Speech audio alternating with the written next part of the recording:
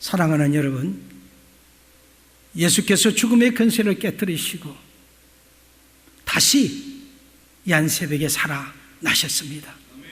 그 부활하시는 예수님께서 절망과 좌절과 두려움에 떨고 있는 제자들에게 나타나셔서 말씀하셨습니다. 너희에게 평강이 있을지어다. 오늘 예배드리는 우리 모두에게 평강이 있기를 원합니다. 예수님께서 말씀하시는 순간 그들의 심령에서는 세상이 줄 수 없는 평강으로 충만해졌었습니다. 이 시간 우리가 진실로 사모해야 할 것은 주님이 주시는 평강입니다. 부활하신 예수님께서 우리 모두에게 평강을 주시기를 다시 한 번 더 축복드립니다. 부활주의를 맞이하는 우리 모두는 부활하신 주님 앞에 어여시 서야 합니다. 이는 모든 인생들이 주님 앞에 설 수 있어야 합니다. 우리의 인생들이 주님 앞에 서는 순간 겸손함 가운데 새 생명이 소생되는 그런 힘을 얻게 됩니다. 주님 앞에 서는 순간 절망과 좌절 가운데 있던 인생들이 희망 가득 찬 새날을 맞게 됩니다. 주님 앞에 서는 순간 원망과 불평까지도 어둠의 근세를 물리치신 주님의 이름으로 다 날려버리고 범사에 감사하게 됩니다. 우리에게 인생이 주님 앞에서는 이 순간 사망의 엄청난 골짜기도 웃음으로 변할 수가 있습니다. 흥분과 몸을 찾아 한 평생을 살아온 한 사람의 일대기를 소개합니다. 그가 추구한 직업의 다양성과 그가 성행한 추구주의의 다양성에도 기네스북에 오를 만큼 그런 사람이었습니다. 그는 운전기사, 투사, 사냥꾼, 종군기자, 낚시꾼도 했고요, 큰두 선수도 했고요, 사업을 경영하기도 했고, 군인으로서 작가로서 그는 스페인에서 투사가 되었습니다. 오스트리아와 이탈리아에서는 전선에서는 구급차의 운전병으로서 사명을 감당했고요, 그리스와 터키의 전쟁에서는 종군 기자로 일을 했습니다. 아프리카에서는 사자와 코끼리를 사냥하며 전문적인 사냥꾼의 경지를 경험하기도 했었습니다. 그리고 또 큐바에서는 군수 공장을 경영하는 사업가로서 수완을 발휘하는 그런 놀라운 역사를 이루었습니다. 파리에서는 또 바다 낚시를 즐겼고요, 그리고 그는 그 파리에서도 또는 특파원으로서 일을 했던 그였습니다. 그는 파리와 스페인을 무대로 한 작가였기도 합니다. 그는 역사적인 노르망디 상륙작전에 군인으로 참여하기도 했다고 했습니다. 이 점 되면 누구신가를 기억하실 겁니다. 또한 그가 탄 비행기는 두 분이나 떨어졌지만은 그 속에서도 그는 극적으로 두 분 다 살아났다고 합니다. 그는 3번이나 결혼했고 4번이나 성대한 결혼식을 올렸던 그였습니다. 그가 쓴 한 소설 작품의 첫머리는 이런 어미심장한 질문으로 시작되고 있습니다. 말라 얼러붙은 표범의 시체 한 해가 나둥거려져 있다. 과연 포범은 그 높은 산봉우리에서 무엇을 찾고 있었던 것이었을까 하는 이런 어미심장한 말씀을 던졌습니다. 그는 마침내 여러 작품을 쓴 가운데 1954년도에 노벨 문학상을 받은 그런 수상가가 되었습니다. 그러나 그의 나이 62세가 될 때 그는 미국 자택에서 스스로 목숨을 끊었습니다. 그가 애용하던 사냥꾼 시절에 자신의 그 이마를 겨냥한 채 그는 그 방아쇠를 당기고 드라마틱한 그 인생을 마감했습니다. 그것은 그 작품의 그 주인공들 모두처럼 그 정상의 그 산봉우리에서 쓰러져 피 흘리는 표병의 운명이 된 것입니다.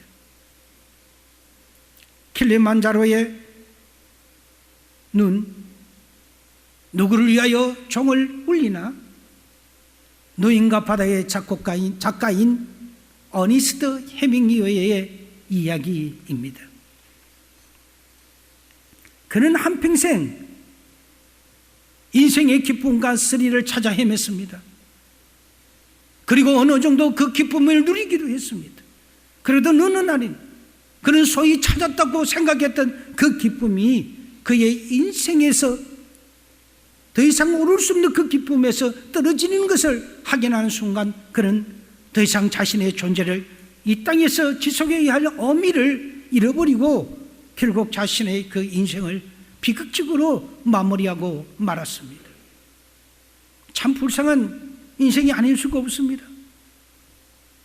그러나 오늘 우리가 함께 읽은 이 본문에는 결혼잔치에서 포도주가 떨어졌고 기쁨을 상실하는 위기에 처했을 때 오히려 그 위기를 커다란 축제의 기쁨으로 경험하게 하는 그런 기적의 순간으로 바꾸었던 그런 사람들의 이야기가 기록되어져 있습니다. 우리는 흔히 오늘의 본문을 가르쳐 예수님의 첫 지상 생애의 첫 기적이라고 부릅니다. 이 기적은 갈릴리 가나라는 아주 작은 마을에서 일어났던 기적이었습니다. 그렇지만 이 기적은 오늘날 살고 있는 우리들에게 동일하게도 적용된다는 사실을 여러분 기억해야 합니다. 오늘날 우리는 기쁨을 잃어버린 세상을 살아가고 있습니다. 기쁨 대신 온갖 유형들이 우리를 당혹하게 하는 이 슬픔과 절망으로 가득 찬 세상에서 살고 있습니다. 이런 상황을 바꾸는 희망은 오직 반전되는 기적밖에 없습니다. 예수님께서는 하나님의 그 나라는 마치 잔치집과 같은 기쁨의 나라라고 우리에게 말씀하고 있습니다. 다시 말씀해서 이런 사건들을 통해서 예수님께서는 당신을 따르는 제자들의 삶이 그 잔치집과 같이 기쁨이 충만한 삶이 되어야 한다고 가르치고 있습니다. 우리 주님께서 오늘 저와 여러분들에게 기대하시는 것은 항상 기뻐하는 삶을 살아가는 것입니다. 예수 믿는 사람이 찌질이 궁상맞게 사는 것이 아니라는 것입니다. 그러나 오늘 교회 안에서 믿음의 삶을 살아가는 성도들의 모습을 보면 잔치집과 같은 기쁨보다는 어찌 보면 상가집과 같은 슬픔을 경험하여 살아가는 사람들이 적지 않게 있다는 것입니다. 그렇다면 우리의 인생 이 마당에 초상집 같은 슬픔을 그 축제의 기쁨으로 바꾸는 그런 기적을 맛보기를 원한다면 우리는 어떻게 해야 합니까? 첫째, 여러분의 심령과 가정에 예수님을 진정으로 초청하셔야 합니다.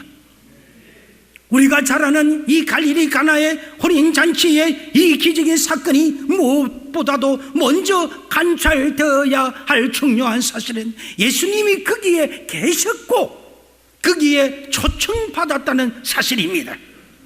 오늘 본문은 이렇게 시작이 되고 있습니다. 사흘째 되던 날 갈릴리 가나 혼인잔치에 있어 예수의 어머니도 함께 계셨고 라고 시작됩니다. 계속 본문 2절을 우리 다 같이 함께 읽도록 합니다. 시작. 제자들도 혼례의 청함을 받았더니. 성경학자들 가운데는 이 초청은 예수님이 제자가 된 나다나엘의 초청으로 말미암은 것이라고 추측하기도 합니다. 왜냐하면 이 요한복음 5장 바로 앞장인 제1장 마지막 부분을 보면 나다나엘이 빌립의 인도로 인하여 예수님을 만나게 되는 그런 장면으로 끝나고 있습니다. 그런데 요한복음 21장 2절에 보면 나다나엘을 같이 제자들과 같이 소개를 하면서 예수님이 다시 부활해서 그 제자들과 같이 있는 것을 같이 소개하는 그는 갈릴리 가나 사람 나다나엘의 일이라고 소개하고 있습니다. 그러니까 갈릴리 가나 출신인 나다나엘이 자기 마을에 큰 잔치가 열렸을 때 선생님이신 그 예수님의 동료 그들의 제자들을 같이 함께 초청했다는 것입니다. 그러나 또 한편으로서는 다른 성경학자들은 예수님의 어머니 마리아와 그 혼인 잔치집이 아마도 친척집이었을 것이라는 것을 추측하기도 합니다. 이것은 마리아가 잔치집에서 포도주가 떨어졌을 때 그냥 집에 가만히 있지 않습니다. 그냥 참석한 것이 아니라 아주 심각하게 그 잔치집의 문제를 끌어안고 해결해내고 그렇게 시도하는 것을 보아서는 마리아가 잔치를 하는 이 집안과 중요한 관계가 있었을 것이라고 추측하는 것입니다. 어찌되었든 간에 중요한 것은 나다나엘이 초청되었건 마리아에 의해서 예수님이 초청되었건 중요한 것은 예수님이 그것에 초청받았다는 사실입니다. 아니, 저는 그날 대부분의 갈릴리 가나 사람들도 예수님을 만나고 싶어했을 것이라고 생각합니다. 수많은 소문들을 일으키고 다니셨던 예수님이시기 때문입니다. 왜냐하면 이미 요한복음 1장에 보면 세례 그 요한의 증거에 의해서 예수님은 이 세상에 오시기를 위하여 기다렸던 메시아라고 소개하고 있고 세상의 온 죄를 다지고 가는 하나님의 어린 양이라고 소개합니다. 그 소문은 요단강 일대에 퍼져나가기 시작합니다.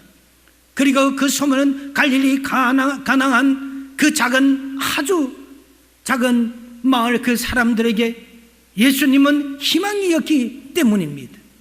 그리고 예수님은 이 마을 사람들에게 초청을 기쁘게 수락하시고 그 제자들과 함께 그 길에 거하신 것입니다.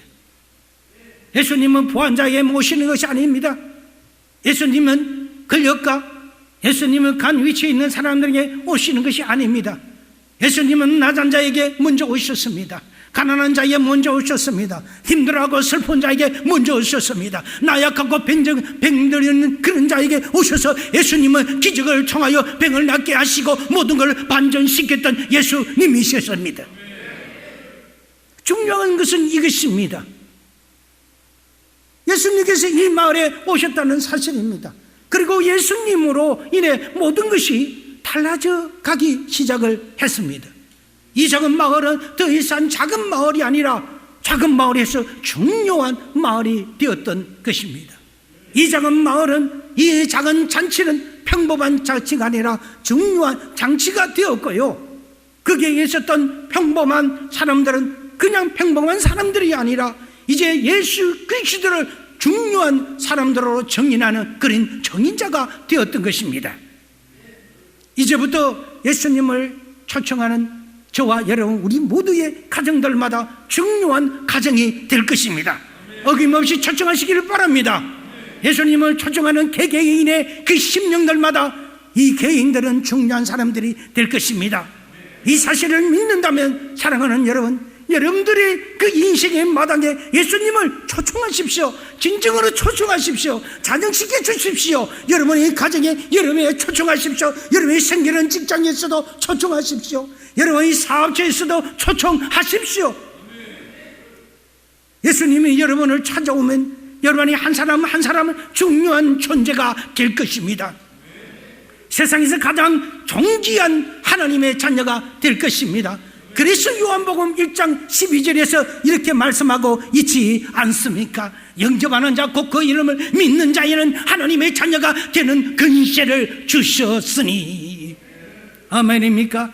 저와 여러분은 여러분들은 하나님의 이미 자녀가 되었고 하나님의 주신 그 근세를 받은 우리 이들이라는 사실을 기억해야 합니다. 여러분의 그 심령에 예수님이 구주로 영접을 하셨다면 이제 어디에서 무엇이든지 항상 먼저 예수님을 초청을 해야 합니다. 내가 먼저 예수님보다가 아니라 예수님을 먼저 초청해야 합니다. 결코 예수님보다 앞장서지 마세요. 먼저 예수님을 모시고 계획해야 합니다. 예수님을 모시고 결정해야 합니다. 예수님을 모신 그 자리는 변화가 될 것입니다. 기적이 일어날 것입니다. 그리고 그 자리는 주님께서 기적을 행하시는 자리로 기억될 것이라는 것을 믿으시기를 바랍니다. 사랑하는 여러분, 내 인생의 마당에 기적이 진정으로 필요하십니까? 환경이 변화되기를 진정으로 기대하십니까? 기적이 필요하다고 여러분 기대하십니까? 그렇다면 무엇보다도 먼저 해야 될 것은 두 번째, 예수님에게 진정으로 기도해야 합니다. 우리의 범사가 살아가는 모두가 기도의 전체인 것입니다. 24시간 살아가는 이 범사 전체가 기도로 얼룩져야 합니다. 하나님과에 있어서 모든 것이 교제하는 그런 시간이 되어야 합니다. 본문에서 있는 것처럼 우리 인생에서도 어느 잔치에도 문제는 존재합니다. 어느 가정에서도 문제는 존재하지요. 어느 공동체에도 문제는 존재합니다. 우리는 문제를 피해서 살아갈 수는 없습니다. 직장이 잘 적응하지 못하고 있던 한 청년이 적극적 사고 방식을 라는 책을 쓴 그런 작가에게 찾아왔습니다. 이 저자인 노널 샌더 필 박사를 찾아왔습니다. 그리고 상담을 했습니다. 상담을 마치면서 청년이 이런 말씀을 했더랍니다. 박사님, 제가 지금까지 다녔던 직장들은 너무나 힘든 직장들이었습니다. 문제투성이의 직장들이었습니다. 이왕에 상담하는 차원에서 저에게 제가 지금까지 겪어온 이런 문제가 없는 직장을 하나 소개해 주십시오 라고 했습니다. 이 청년의 말을 들은 이 필 박사는 그에게 알았다고, 그러면 당장 나오라고 내가 하나 소개해 주겠다고 하면서, 그러면서 지금 내가 갈 길이 있으니까 같은 방향이니 마침 같이 차를 타고 가자고 했습니다. 그리고 조금 더 차를 타고 가서 어느 정도에서 내리면서 저 앞을 바라보게 라고 표현합니다. 그 저 앞을 바라보니 그 앞은 다름이 아니라 공동모지를 가리키고 있는 것이었습니다. 이 청년이 이렇게 말합니다. 청년아, 이것이 세상에서 문제가 하나도 없는 유일한 직장이다. 죽은 자는 말이 없습니다. 죽었기 때문인 것입니다. 움직임도 없습니다. 동료도 없습니다. 아무것도 없습니다. 문제가 있을 수가 없습니다. 살아있는 한 우리는 문제를 경험할 수밖에 없습니다. 정령하신 것을, 문제를 어떻게 다룰 줄 아느냐가 중요한 것이지, 문제를 피하려고 하면 문제가 더 생기게 되어 있는 것입니다. 하나님의 백성으로서 이렇게 문제를 해결할까요? 어떻게 우리는 문제를 해결해야 할까요? 그것은 바로 주님 앞에 기도하는 것입니다. 기도함으로써 문제를 풀고, 기도하면서 다루는 그 모든 문제를 풀어가는, 문제를 비워가는 그 과정이 우리가 심히 기도하고 그 예수님으로부터 응답을 받는 것입니다. 어떤 이는 기도는 쏘아 올리는 것이라고 했습니다. 쏘아 올리고 끝이 아닙니다. 기도는 하나님부터 기도했다면 그 기도에 대한 것에 대하여 응답을 듣는 시간이 기도의 시간입니다. 음식을 듣는 시간이 기도의 시간입니다. 오늘 본문에서 마리아는 잔치집의 문제를 가지고 예수님에게 나왔습니다. 마리아는 예수님이 그런 문제조차도 아주 쉽게 해결하실 수 있는 주님이심을 이미 알고 믿었기 때문인 것입니다. 그래서 믿었기 때문에 하인에게 이렇게 말을 했습니다. 너에게 무슨 말씀을 하시든지 그대로 하라. 마리아는 먼저 예수님께 나와가 이렇게 말합니다. 우리 본문 3절입니다. 다 같이 한번 읽어볼까요? 포도주가 떨어진 자라 예수의 어머니가 예수께 이르시되 저들에게 포도주가 없다 하니. 포도주가 없다. 지금 마리아가 있는 그대로 이 잔치집의 문제는 포도주가 없는 게 문제였습니다. 그래서 예수님께 말했습니다. 이것이 바로 기도입니다. 문제를 해결해 주세요. 이런 게 기도인 것입니다.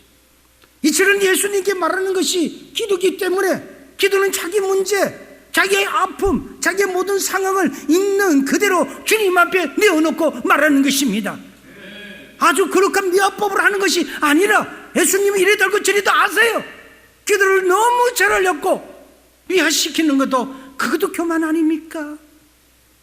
있는 그대로 하세요. 그리고 팩트만 말씀하세요. 그런 면에서 마리아는 훌륭한 기도자의 모범자라고 생각할 수도 있습니다. 그런데 마리아의 이 요청에 예수님의 대답은 아주 뜻밖은 대답이었습니다. 본문 4절에서 보니까 예수께서 이르시되 여자여 나와 무슨 상관이 있나이까? 내 때가 아직 이르지 아니하였나이다. 아니, 어머니를 보고 여자라니? 초대 한국교회에 이 얘기를 들어보면 한문교나 읽었던 한학자들은 이 성경을 읽다가 이 부분에서 시험이 들어서 예수를 안 믿는 사람들이 들어있었다고 합니다. 아니, 어떻게 어머니를 보고 여자라고 할 수가 있느냐는 것입니다. 우리가 성경을 읽을 때는 항상 그 단어의 원래적인 그 의미를 찾아보아야 합니다. 여기에서 여자라고 하는 말은 헬라어로 구나이라고 쓰여져 있습니다. 그래서 성경학자들은 올리암 바클레이라는 이 성경학자는 여기에서 사용된 이 단어를 다시 로마의 그 어거스투스가 그 이집트의 여왕 페라오 그 여왕을 만났을 때 사용하는 언어를 가지고 존칭을 썼을 때도 그래서 구나이라고 표현했다고 합니다. 최고의 존칭이죠. 이 구나이라는 말을 영어로 직역 번역을 하면 woman입니다. woman입니다. 이 단어보다 더 합당한 단어는 lady입니다. 그리고 언어적으로 우리의 표현을 들어야 합니다. 마리아는 내 때가 이르지 못하였다는데 예수님께서는 그 말씀에서도 불구하고 그녀의 요청이 받아지는 것을 믿었다는 사실입니다. 무슨 말씀을 하시든지 그대로 하라고 화인에게 정했던 것입니다. 핀찬을 주지 않았던 것입니다. 마리아는 예수님이 자신의 요청을 거절하지 못한다는 사실을 처음부터 믿고 있었기 때문입니다. 그리고 주님은 그녀의 믿음을 아주 부끄럽게 하지 아니하시고 예수님은 예수님대로 일을 행하셨던 것입니다. 사랑하는 여러분, 오늘 문제가 있습니까? 여러분 속에 포도주가 떨어졌습니까? 기쁨이 떨어졌습니까? 포도주는 유일한 데에 있어서 기쁨을 상징하는 그런 것이라고 했습니다. 잔치집에서만 있는 그 포도주가 아니라 생활 속에 필요한 거라고 했습니다. 거기는 석회질이 많다고 합니다. 먹는 것이 포도주라는 것은 그냥 음료수로 마시는 거라고 했습니다. 그래서 유대인이 그 랍비들 노래처럼 하는 말이 있습니다. 포도주가 없다면 기쁨도 없다네 하고 그렇게 노래를 한다고 합니다. 당시의 포도주는 기쁨의 상징이었습니다. 그 기쁨이 떨어지고 말았습니다. 어려움이 찾아왔다는 것입니다. 곤란이 찾아왔는 것입니다. 그러니까 이런 곤란은 누구에게나 어디에나 예외 없이 찾아올 수 있는 것입니다. 그리고 이럴 때 대부분의 사람들은 절망하고 또는 포기하고 실망하고 맙니다. 그리고 때로는 더 나아가서 예수님 살아계세요 하고 예수님이 살아계신지 없는지 모르겠다고 이런 악담을 하는 사람들도 있다는 것입니다. 대부분의 사람들은 그 절망에서 헤어나지 못하는 사람들은 해맹이처럼 그 인생을 마감하는 사람들도 혹여나 있다는 것입니다. 그러나 기도를 배운 사람들은 결코 포기하지 않습니다. 오직 기도를 배운 사람만이 이런 절망적인 상황 속에서도 기도를 할 수 있기 때문인 것입니다. 왜냐고요? 우리는 하나님의 자녀의 근신을 가졌기 때문인 것입니다. 너희는 지금까지 기도하지 않았으나 나의 이름으로 기도하라는 것입니다. 사랑하는 성도 여러분, 기도는 그 기적을 시작을 만드는 원동력이기 때문인 것입니다. 그러므로 내 인생에 슬픔이 왔습니까? 예수님을 초청하십시다. 그리고 그분에게 기도하십시다. 기도는 하늘을 여는 열쇠라는 사실을 잊어먹지 마시기를 바랍니다. 슬픔으로 낙심된 내 인생에 이 어려운 마당에 축제가 있는 이 기쁨의 인생이 진정으로 되기를 원합니까? 그렇다면 반전해야죠. 그렇다면 마지막 세체로 우리는 예수님에게 순종하셔야 합니다. 오늘의 이 세체의 본문을 소개하는 기적이 가능했던 결정적인 열쇠는 바로 순종이었습니다. 특별히 하인들이 순종이 돋보입니다. 본문 7절에 다 같이 한번 우리 읽도록 하겠습니다. 예수께서 그들에게 이르시되 항아리에 물을 채우라 하신즉 아기까지 채우니 그 하인들하고 예수님은 뭐 면식이나 있었겠습니까? 그 하인들이 뭐 예수님의 어떤 존재인지 어떻게 아셨겠어요? 그러나 예수님이 말씀하시니 그 하인들은 군소리 없이 꾸였고요, 그 항아리에 물을 아기까지 가득 채웁니다. 그것도 한 병이 아니고요, 6항아리나 되는 걸 가득 다 채웠어요. 예수님께서 그렇게 말씀하셨을 때 그들은 우리에게 필요한 것은 포도주이지 물이 아니라고 정의할 수 있지 않겠습니까? 아니, 예수님 무슨 말씀하세요? 우리에게 필요한 것은 지금 포도주가 떨어지지 물이 아니에요. 그 반전 드릴 수가 있지 않겠습니까? 근데 왜 물이에요? 그러나 그들은 아무 말도 없이 탈도 없이 아기까지 채웠다는 그것은 바로 순종을 나타냅니다. 순종은 제사보다 낫다고 했습니다. 순종을 해야 뒤에 오는 그 역사가 일어나기 때문인 것입니다. 우리의 새치 혀입도 안 되고 우리의 이 작은 머리로 어찌 광대하시고 거대하신 하나님의 역사를 이루는 것을 우리가 어떻게 이해하며 따라갈 수가 있겠습니까? 이건 교만입니다. 순종이 제사보다 나은 것이 바로 이런 의미이지 않습니까? 그리고 8절에서 이제는 떠서 연회장에 갖다 주라 하심에 갖다 주었더니, 이 상황에서 여러분은 솔직히 어떻게 반응하시겠습니까? 속으로는 아니 물을 갖다 주라니, 아니 물을 먹이라고요? 이 사람들이 다 취해서 물인지 포도주인지 분간을 할 수 없을 정도입니까? 우리가 어떻게 망신당하라고요?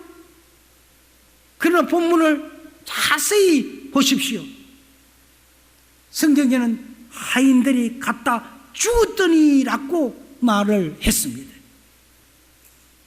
마치 오병이어의 기적 같지 않습니까? 광야에 예수님께 말씀을 설교를 하는데 가게도 멀고 날도 어물었습니다. 돈도 없습니다. 먹을 것이 없습니다. 예수님이 마음이 아팠습니다. 제자들에게 물어보니 아무도 그런 대답을, 맹쾌한 대답을 하지를 않습니다. 그럴 때 그 옆에 소녀 하나가 생선 2마리와 보리떡 5개가 그게 전부인 것을 갖고 예수님께 드렸더니 예수님이 하나를 우려 축사하사 앉은 사람이 5,000명을 다 먹이고도 12강줄이나 남았다는 그 기적은 다른 게 아니라 예수님이 하셨던 것입니다. 예수님이 넘겨주실 때, 나의 문제가 예수님이 넘겨주실 때 그 문제는 해결된다는 사실입니다. 나의 문제를 예수님께 기도로 넘겨주십시오. 예수님이 해결하십니다. 이처럼 예수님에게 들어주실 때 기적은 일어납니다. 기도는 예수님이 들어지는 것입니다. 기도는 순종하는 것입니다. 그것은 예수께서 너희는 내 이름으로 기도하라는 그런 철저한 순종이었다는 것입니다. 기도하면 기적은 일어납니다, 여러분. 이것은 순종을 갖다 준 결과라고 몇 번 말씀을 했습니다. 이렇게 믿음으로 순종했던 그 하인들은 이 기적이 일어나는 모든 상황의 목격자들이었고 그 비밀을 간증하는 사람들이 되었습니다. 오늘 본문 구절, 이 구절은 참으로 흥미있게 다가옵니다. 구절을 우리 다 같이 한번 읽습니다. 시작. 연회장은 물로 된 포도주를 맛보고도 어디서 났는지 알지 못하되 물도온 하인들은 날더라. 연회장이 신랑을 불러. 잔치에서 책임을 맡았던 총책임자인 마스터, 그가 포도주가 어디에서 났는지 그는 몰랐습니다. 그런데 성경은 이렇게 말을 하고 있습니다.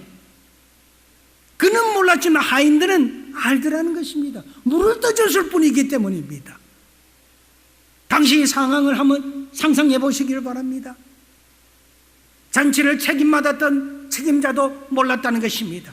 그렇다고 그 잔치집의 그 주인인들을 어떻게 알겠습니까? 그도 몰랐습니다. 오직 하인들만이 이 기적의 비밀을 어느 분이 어떻게 무엇을 어떻게 만들었다는 것을 알고 있었다는 것입니다.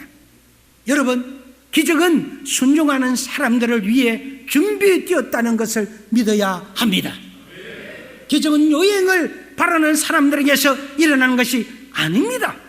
기적은 분명으로 믿음으로, 그리고 그렇게 믿음을 갖고 기도했을 때 일어나는 것이 그는 기적이지요.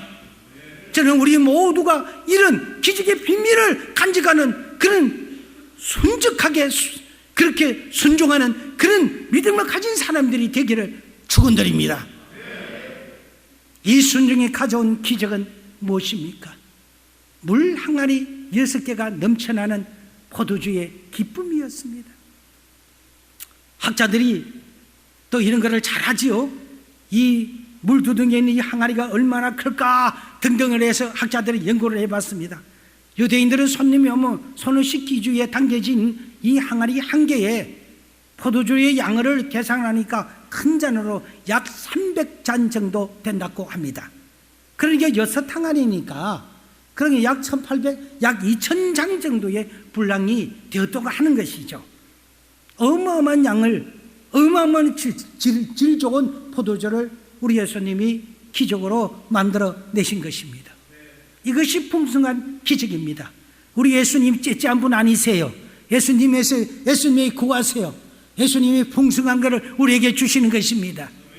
이것은 양적으로 풍성한 기적이었던 것입니다. 질적으로도 놀라운 기적이었던 것입니다. 이 포도주는 최고의 상품 맛을 가지고 있었습니다.